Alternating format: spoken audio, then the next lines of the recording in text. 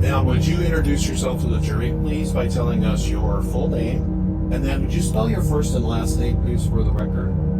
I'm going to Janine, Angkoreacheny,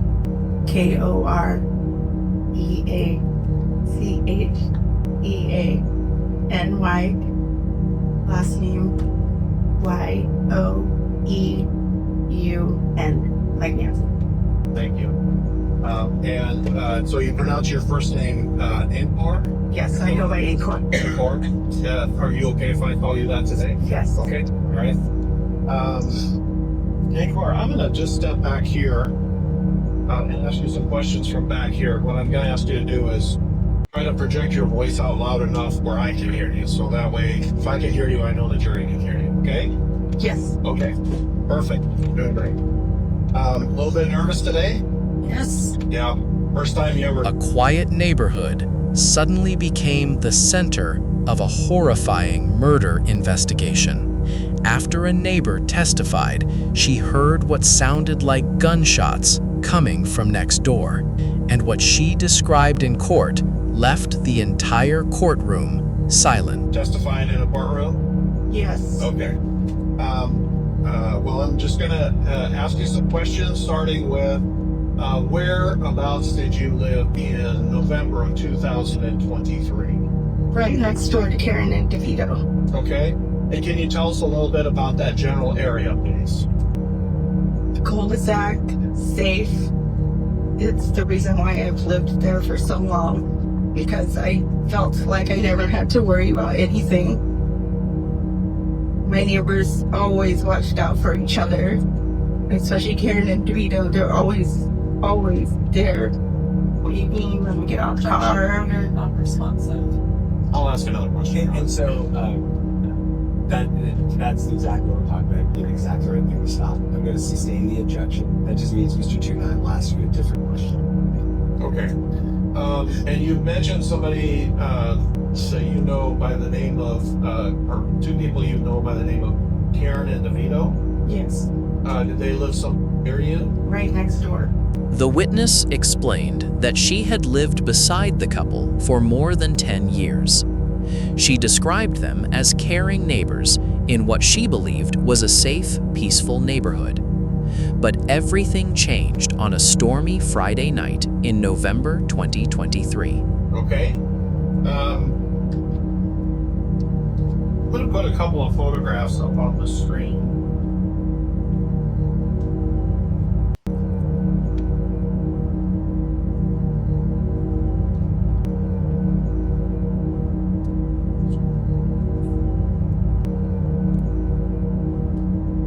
Starting with State's Exhibit 16.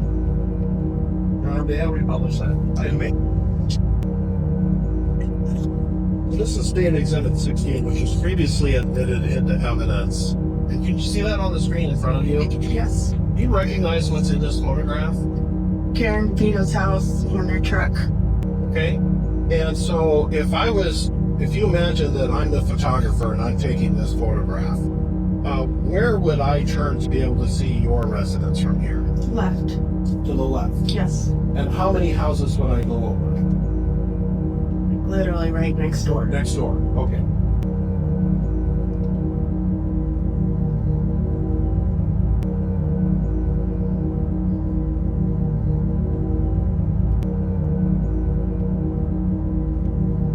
And how would you characterize your relationship with Karen and DeVito at that time? Just good, neighborly, loving, caring, anything that we need assistance with, like my husband hooking up the trailer to the truck.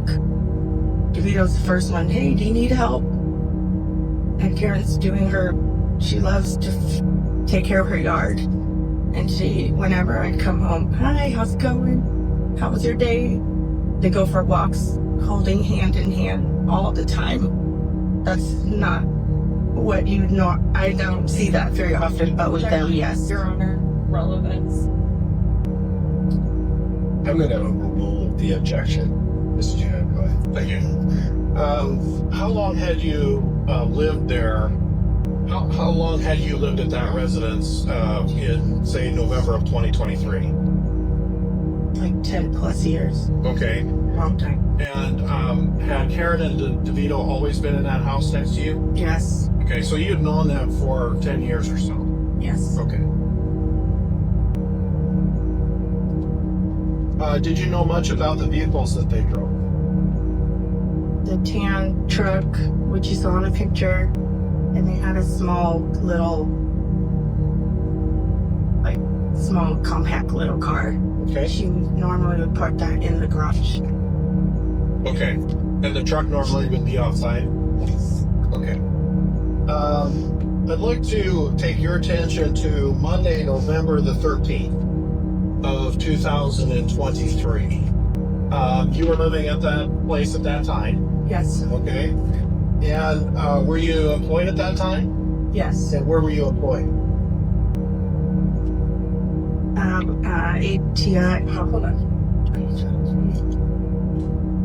Olympic Sports and Spine. Okay. And do you remember there being a police presence at some time during that day at Karen and DeVito's house? Yes. My husband went to work late. That's when he saw the guy looking through the windows. When he came home that day, the whole house was taped off. When I came home from work, 6-ish. While sitting near her sliding glass door watching television, the witness said she suddenly felt strange vibrations in her chest. Then she allegedly heard several rapid gunshot-like sounds, followed by one final shot after a short pause. She testified the feeling was unlike anything she had ever experienced before. That's when I saw everything taped off. Okay. So what time would you have typically gone to work, or if you remember, what time did you go to work that day?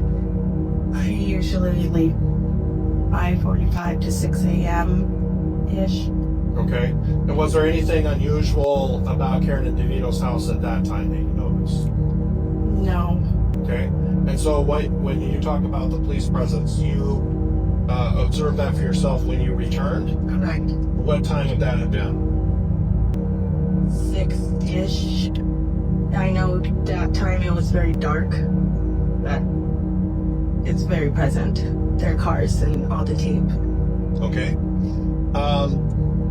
So I'd like to then ask you some questions about the weekend before. First of all, at some point after you returned home, did you have a conversation with somebody from the Thurston County Sheriff's Office? That Monday when I came home, and I came inside, and me and my husband were just kind of talking about, oh my gosh. And then the cop came over into our garage and was talking to me. Okay. And did you relate to that officer some information about something you'd heard the weekend before? Yes. It was Friday night. In the evening, it was very stormy that day, and I felt like vibrations in my chest, something that is not normal, like not from my TV. It's not even from my TV speakers, like the vibration you would feel from fireworks. And I asked my husband, he was in the bathroom at that time, did you feel that too? And did you hear it? He said no. And so I knew it was something like not. I wanted to throw it in the back of my mind and pretend I didn't hear or feel what I felt. But when the police came on Monday and questioned us and I saw all the tape, I knew that is exactly what I felt. Okay. So let me take you back to that. You said it was Friday evening. Is that right? Yes. So that would have been, I guess, the 10th of November. Does that sound right? Okay. Generally, before any of this happened that you just talked about, what were you and your husband doing at the house? Just watching TV murder mysteries like 2020, those kind of shows. And I remember he went to the bathroom and again, it was very stormy, and I felt those vibrations, and that is not a normal feeling. Was there any sound that you heard that was associated with this? Did you hear something? Yeah, I felt it was the sounds of gunshots. That's what it sounded like to you? Yes, Okay. yes, And you said that you even kind of felt the vibration a little bit? yes. Okay. How would you describe the noises that you heard that you've talked about as gunshots in terms of like length of time, number of shots, that kind of thing? What did you hear in that regard? It was like 3 to 4 fast boom, boom, booms, and then there was a pause, and then I heard the last one. Okay. So there was how many total, do you think? Do you recall? 4 to 5. Okay. Now, do you recall anything about the time of evening that occurred? I know that I went to bed before 8 o'clock that day, and I got home 6-ish. At first, she tried convincing herself it was nothing serious. She did not call police or go outside to investigate. But when she returned home days later and saw the neighboring property surrounded by crime scene tape, she said she immediately realized what she may have heard that night. So probably closer more to the evening time. Usually on Fridays, I'm so exhausted, so I go to sleep early. Okay. So you got home around 6, which was your typical return. Is that right? Yes. And then you recall that you went to bed around 8. Just about, yes. Okay. Sometime in between those two times then. Yes.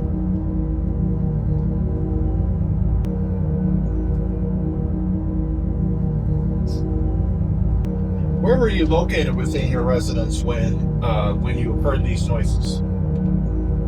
My back living room on the couch, closest to the sliding glass door. Okay.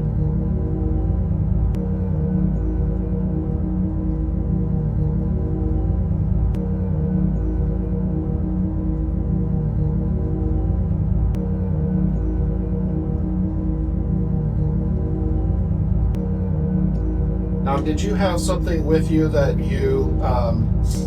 that might be commonly called a Fitbit? Did you have a Fitbit at that particular time? Yes.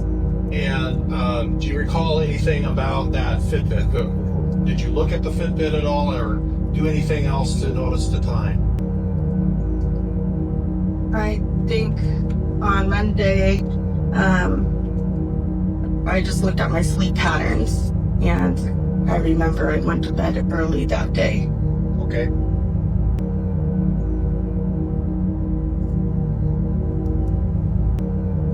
All right, so after you heard the sounds that you described, the 3 or 4 in succession, pause, and then another noise, did you listen for any continuance of those noises after that? Yes. Did you hear any? No. I wanted to block out what I thought I heard and hoped to God it wasn't what I thought it was. Okay.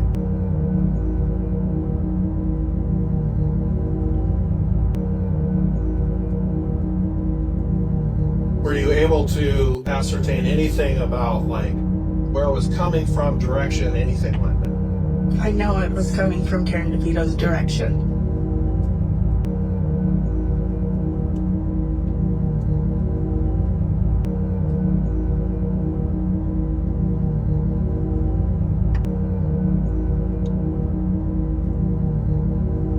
That's all I have.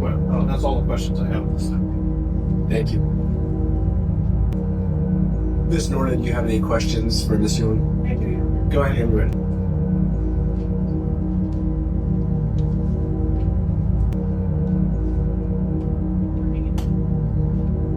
Is it okay if I call you Anchor? Yes. Am I saying that right? Yes. Okay. Well, I just have a few questions for you. You heard what you now believe were gunshots sometime the night of Friday, November 10th, 2023. Correct. And at the time you heard what you thought were gunshots, you were watching murder mystery shows. Correct. And you usually have the TV up pretty loud. Not that loud to feeling vibrations like that. Do you recall giving a statement back on November 13th, 2023? Yes. And do you recall back when you gave that statement in November of 2023 describing how you typically had your TV up pretty loud?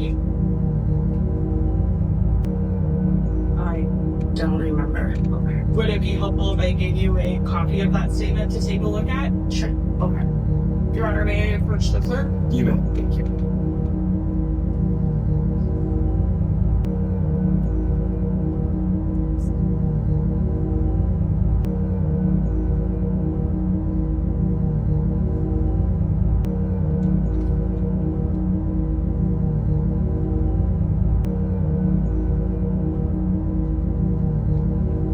May I approach the witness, Your Honor? And I'm handing you what's been marked as State's Exhibit number 310. If you want to take a look at it, and I'll specifically draw your attention to the top of page 4 out of 5.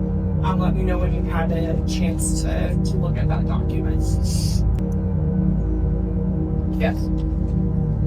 And in court, having reviewed that document, do you now recall how back in November of 2023 you described how you usually had your TV up pretty loud? Yes. And I can take that back from you, thank you.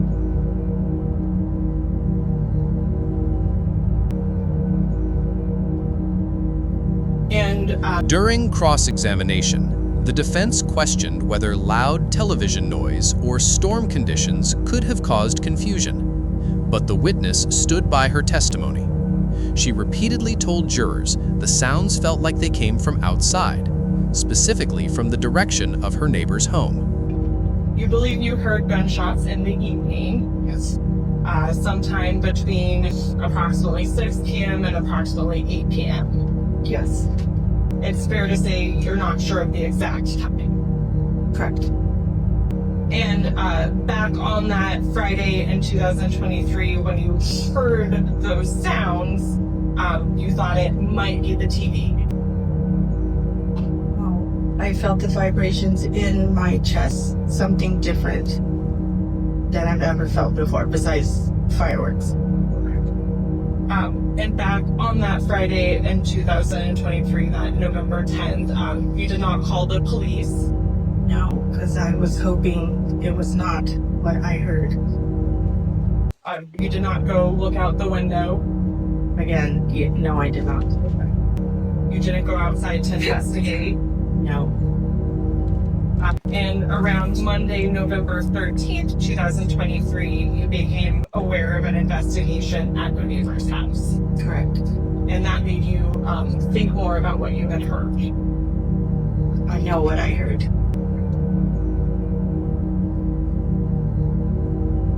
I don't have any further questions. Thank you. Thank you, Ms. Norton. Mr. Tinghai, do you have any follow-up questions? I do have just a couple of Yeah, questions. go ahead when you're ready.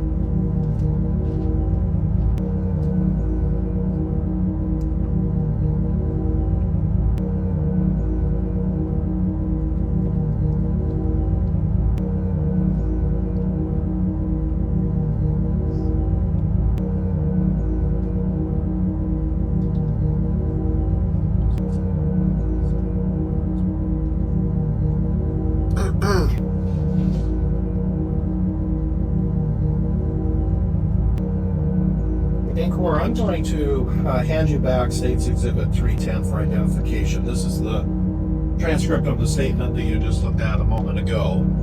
And I'd like to have you go back to the top of page 4, where defense counsel had you read. I'd like you to just, to yourself, please, not out loud, just read through that page, please.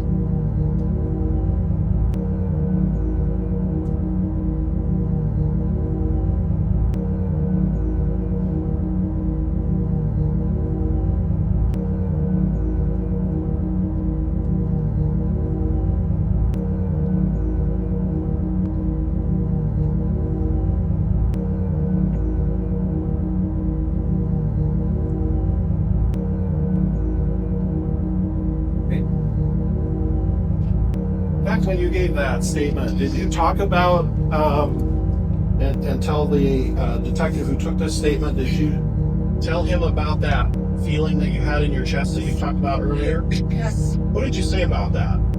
That was just a vibration in my chest that you don't get from the TV. This is vibrations you feel like similar with fireworks and guns. And do you recall that you were asked a question about whether you thought it was outside of your house or not? Do you recall reading that question? Yes. And do you recall what you said about that? It was outside. And why did you feel it was outside? You recall what you said about that? Because it was just, there's nothing shaking in my house. This is coming from the outside. I sit close to the sliding glass door on my couch. It's not what I felt before. Okay. And did you tell the detective that in fact this was something that you had never felt before? Yes.